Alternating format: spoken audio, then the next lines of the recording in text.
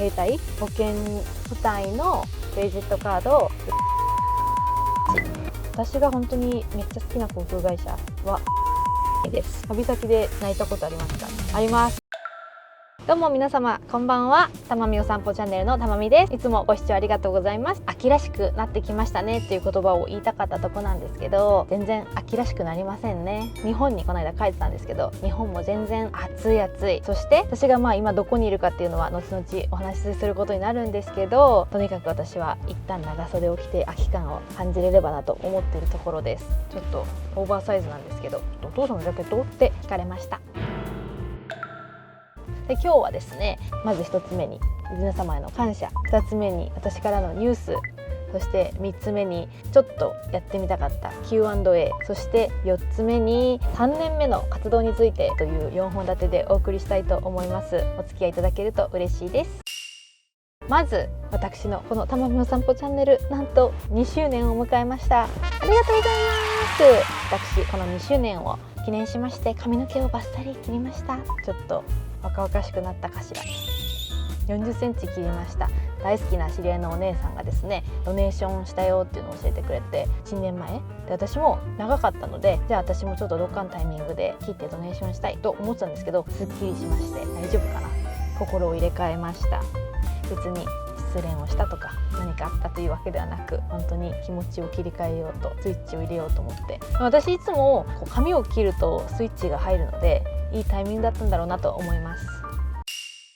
このチャンネル昔から見てくださってる方は多分ご存知だと思うんですけど、香港に私が住んでいる時にパンダバッサンっていうアジアオセアニアで旅行会社を展開されている会社があるんですけど、この旅行会社さんの公式チャンネルにて私がお散歩シリーズというシリーズのキャストとして出させていただいてたのが始まりでした。コロナ中だったんですけど、かれこれ4年前です。こちらが第1章だったんですけど、タイへの引っ越しをきっかけにたまみお散歩チャンネルというチャンネルを設立しまして、こちらが第2章の始まり、バンコクをベースにバンコクでの生活だったり旅行について投稿をしてきたんですけど、こうやって2周年を迎えることができて本当に嬉しく思ってます。早速2つ目のニュースに移りたいと思います。初めて動画にするんですけど、私引っ越しました。3択にします。1、ベトナム。2、アメリカ。3、台湾。さあどこでしょう？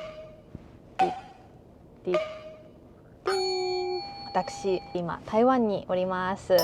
台湾に引っ越してきたということは、お散歩シリーズ第3章のスタートです。イエーイ。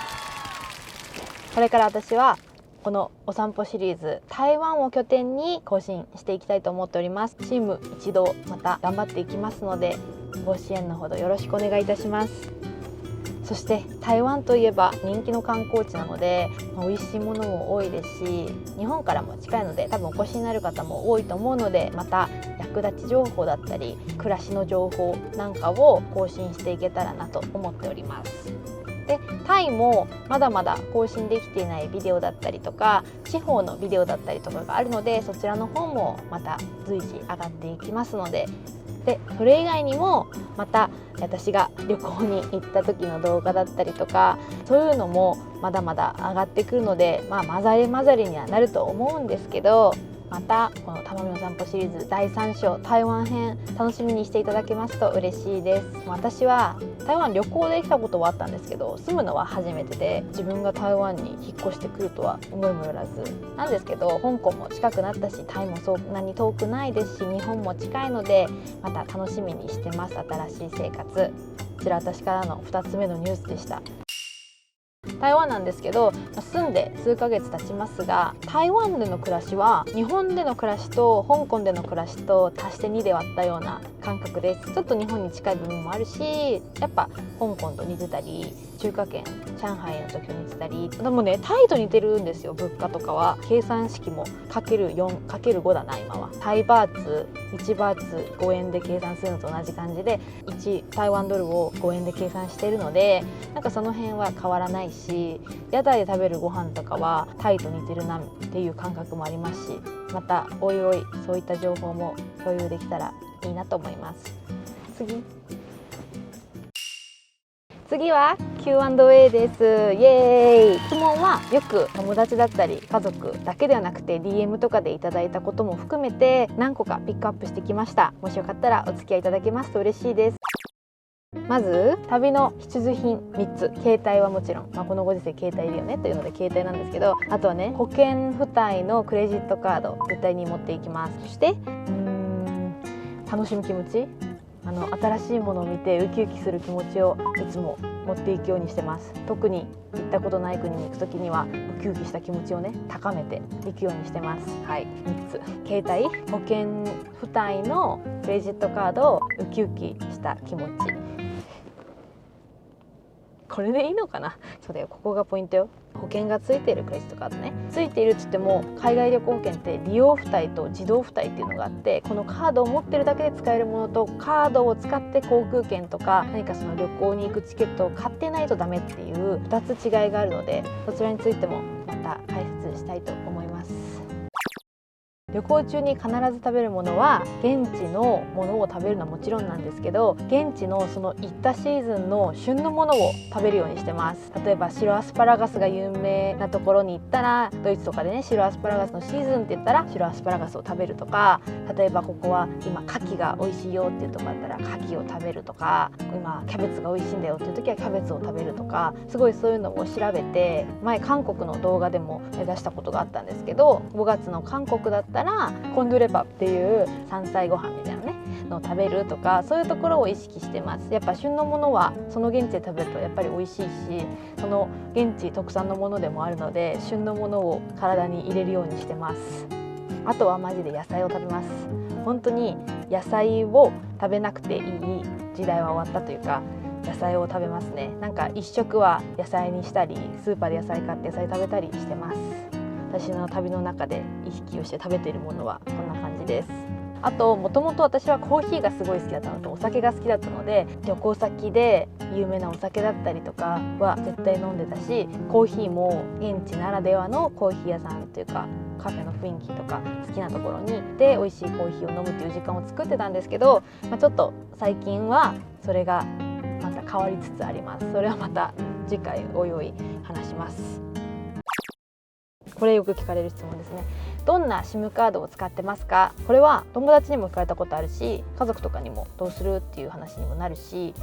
多分皆様旅行する時も今やインターネットがなくてはならない時代なんですけど、私は eSIM って言っても私2つ使い分けてまして、今楽天モバイルを使ってます。安い SIM、格安 SIM の一つに入るのかな。月980円3ギガ、この楽天モバイルを持っているとなんと世界70カ国以上で使えるんです。で、月に2ギガバイトまで無料で普通の日本で使うような高速なスピードのインターネットを海外でも使うことができるんですけど、なんといってもこれは便利で、例えばトランジットで行く国数時間しかない時とか、わざわざ eSIM 買ったりするのめんどくさいじゃないですか。そういう国でもパッて使えるし、70カ国以上なんで、よく皆様が旅行に行かれる国々は結構カバーされておりますので、楽天モバイルをまず一つ持ってくっていうのは私の中ではすごいおすすめです。楽天モバイルこれだけじゃなくって、その海外に出てて普通にデータを使うじゃないですか。で、楽天モバイル上でね電話をする時って楽天リンクっていう電話のアプリを使うんですよね。アプリ上で電話を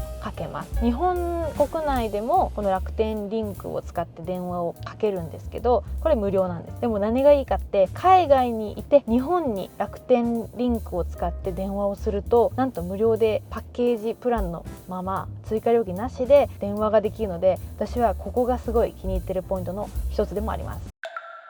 でもこれだけでやっぱねカバーされない国ってあるんですよ。最近私は北マケドニアっていう国に行ったんですけど、ギリシャのちょっと上にある国です。なんですけど、ここでは楽天モバイル使えなかったので、そういった時に私は KKday っていうアプリを使って eSIM を購入することが多いです。水色のアプリなんですけど、見たことありますかね。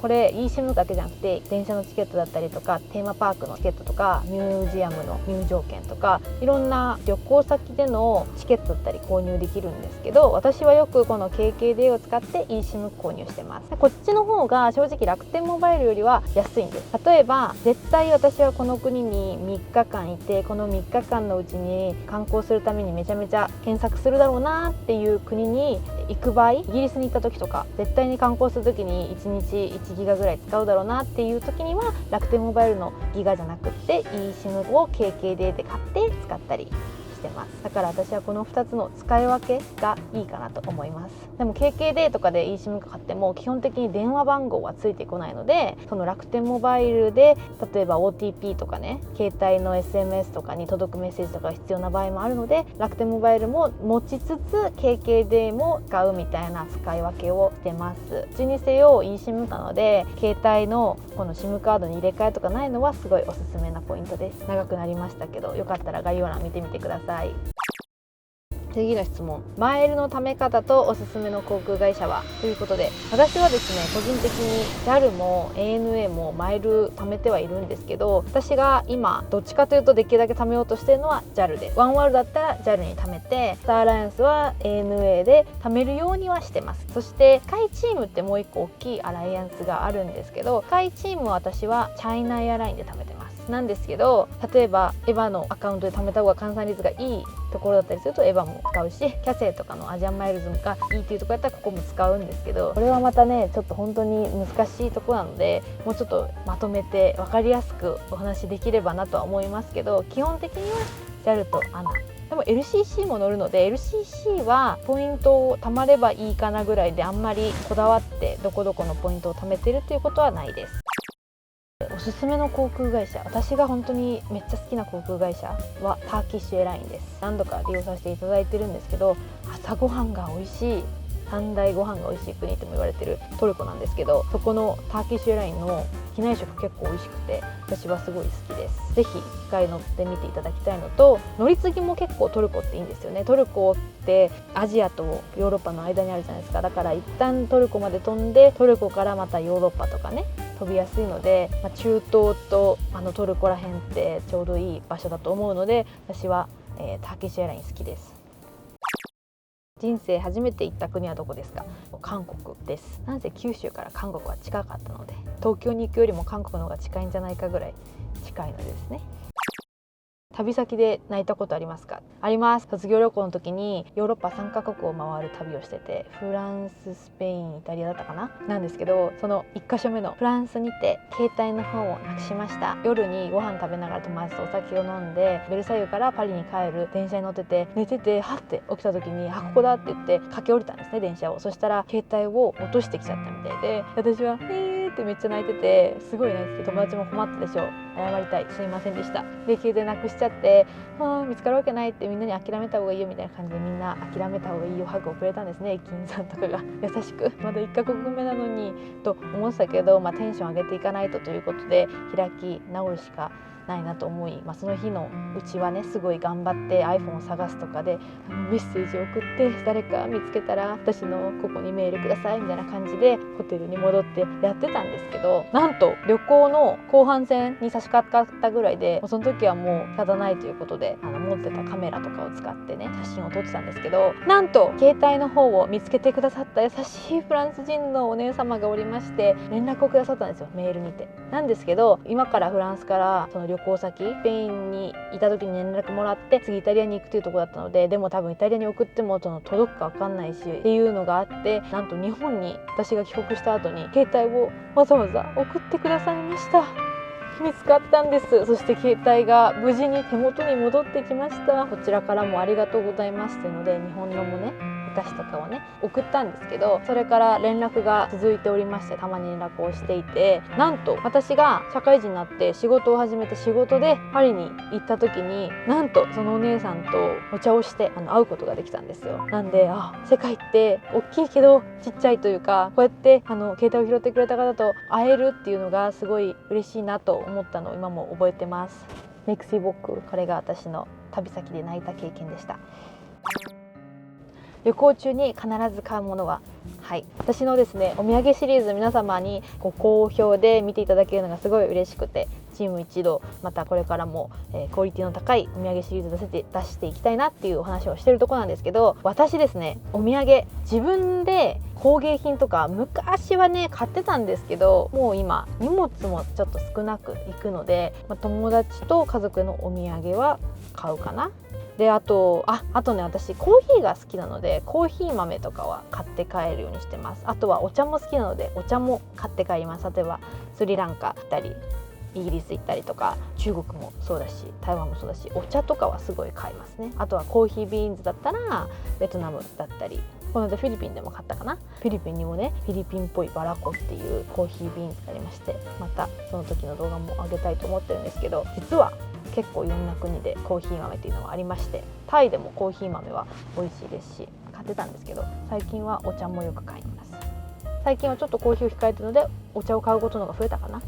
この2つをよく買います。昔はですねボトルが好きでビールも好きだったので、ビールコレクションということでビールをよくボトルで買って帰ってたんですけど、ビールは賞味期限が短い、そしてボトルだと場所を取るし制限とかもお酒はあるので、最近はビールコレクションはやめて現地で楽しむ程度かなというところです。であとはワインもよく買ってました。で今もワインは 1,2 本は買って帰るかな。スペースがあればワイン有名なところに行ったら1本ずつぐらい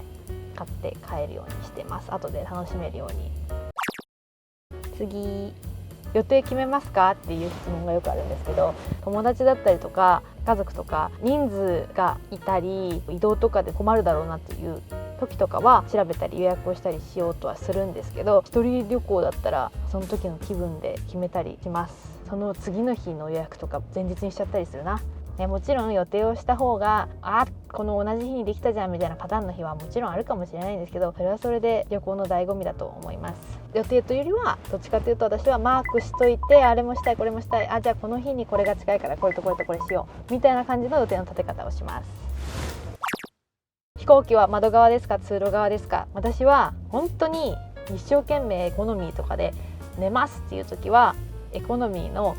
もちろん空き席を狙うんですけど、空き席がない場合、そしたら窓側で首のピローをつけてこうやって背もたれにして寝れるようにするんですけど、その場合もう飛行機に乗る前に歯磨きをして機内食を食べないっていう予定にして、トイレも事前に済ませておいて、本当に寝るぞっていう時は窓側を選びます。なんですけど、例えばそんなに長くない飛行機とかやったら通路側座ることの方が多いです。これで Q&A はおしまいです。またもしなんかもっと聞きたいとかそういうのがありましたらコメント欄でスタンプでもいいので教えていただけますと嬉しいです。次、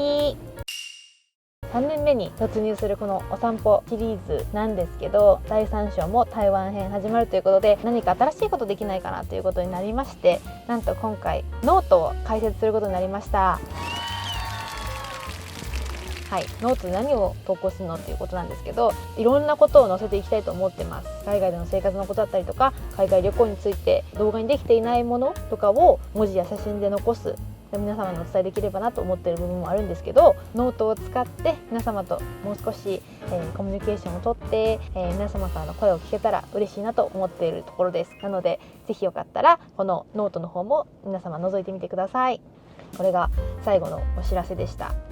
あとは3年目のたまみお散歩なんですけど、今まで同様海外での暮らし、海外でのいいなと思ったところだったりとか、私が感じたこととかも含めてウェルビーイング、健康というところにフォーカスを当てていけたらなと思っております。またこれからも見ていただけますと嬉しいです。これからはまた台湾をベースにお届けします。それではたまみお散歩 from 台湾でした。ありがとうございました。バイバイ、また見てね。本日も最後までご視聴いただきまして誠にありがとうございました。これからもワールドお散歩チャンネルでは旅、海外暮らし、ウェルビーイングをテーマとした動画をアップしていきますので、よかったらまた見てください。リクエスト、質問などもコメント欄にてお待ちしております。それではまた次回会いましょう。またねー。